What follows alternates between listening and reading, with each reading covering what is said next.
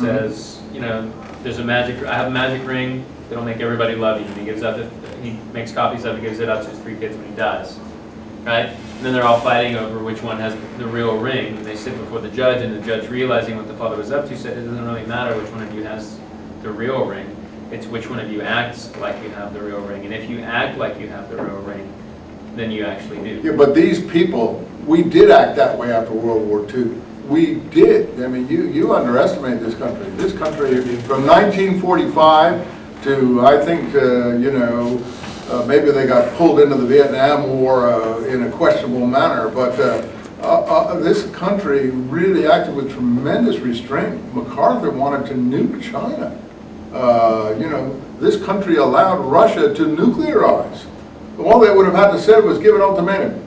You stop your atom bomb program or you're gone. They would have done that to us. This country allowed all these problems to fester out of, I think, a certain decency, not wanting to hurt other people unnecessarily. And frankly, the decency, I think that, for instance, take bin Laden. This country helped bin Laden and everyone do what they were doing in Afghanistan. Maybe it was political, sure, but the point was they armed them, they supported them, they helped them deal with the Russian incursion into Afghanistan and so on and so forth. And what's the thanks they get? Now, these same people want to turn and nuke the United States. I mean, we built them and made them powerful, and now they hate us. So I don't think you can do anything to make them love you. I don't think you can do anything anywhere to make them love you. Yeah. I think if you study the actual suicide terrorists, they have been treated with love. I think so too. They're middle class. They had visas to the United States. They went to our schools.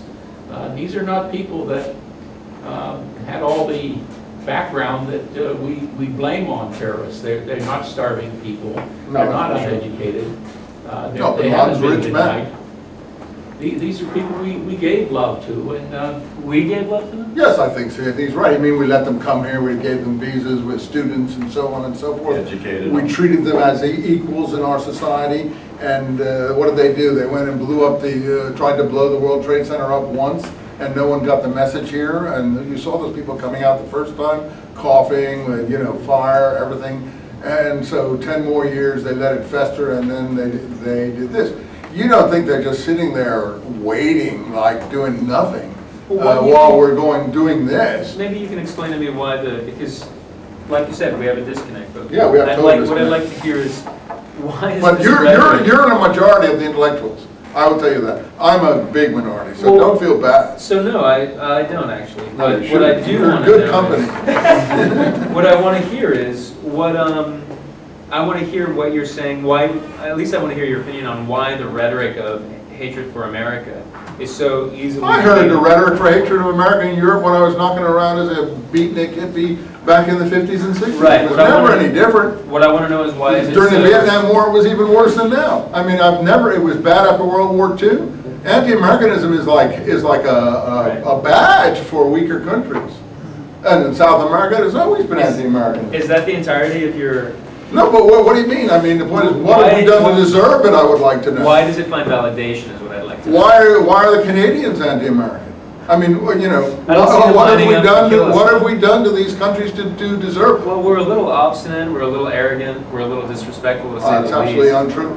It's absolutely untrue. We are the most unarrogant country. We are the most undisrespectful country. We, in all of other countries, in all of British, and all of French, we think their cultures are wonderful. We love Italian culture. I mean, what are you talking about? We're disrespectful. You'd answer the question that I actually asked, which was, I'm not really concerned with why Europe hates us. I kind of get that. I get that. I'm kind of curious about why Iran and Iraq, right? Why these Middle Eastern countries, why is this rhetoric of hatred towards us Because so easily we supported purchased? Israel, that's all. So if we easily had stomped purchased. on Israel, they would be kissing our feet. Okay, but how does this translate and trickle down, let's use Reagan's term, all the way down to the guys, the grunts on their side? Well, Why do and the I think grunts- we supported Israel out of fairness because of an Sure, oppressed whatever. people. Oh yeah, but you're just brushing that aside. The Well, hatred. because that's not my question. Yeah, but you're saying these people have a right to hate us. They have no right to hate us I didn't say whatsoever. that actually. My question was, why is it so easily purchased? in these Why? cultures. This anti-American Oh, sentiment. because the masses are downtrodden in these countries, Okay. and it's very easy. How did Hitler convince millions and millions of people to go and sacrifice themselves out in the steppes of Central Asia and Russia and fight to the last man for what?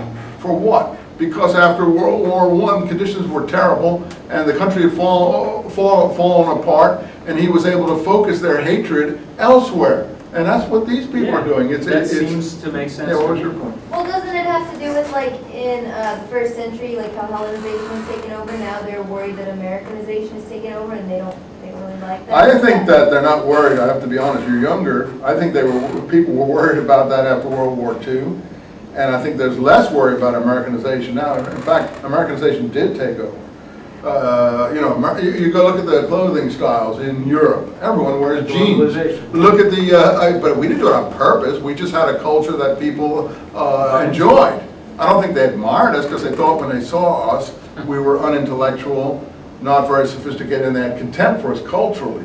But they loved Hollywood movies. They even loved McDonald's hamburgers, even though they won't admit it, because there was no fast food places. You could never take a child anywhere in Europe out to eat anywhere on a trip. You know, they didn't even know what a motel was. You know, all these things that they have taken. So that's already occurred.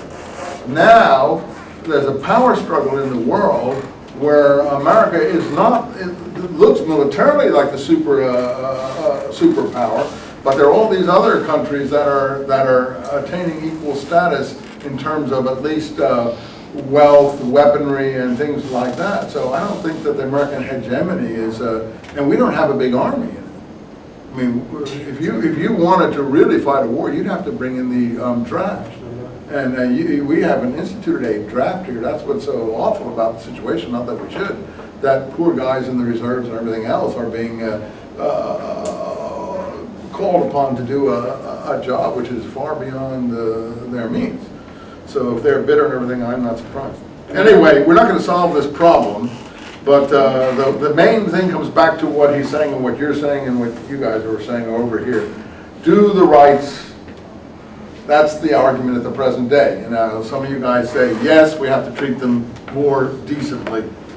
And the question is Guantanamo decent or not? Yeah. I think Egypt is a good example. We feed the poor of Egypt. We give them around $2.5 billion worth of wheat and food. Without that, they would be rioting in the street within 2 weeks. Yeah. And we could double that and triple it, and the Egyptians will still hate us.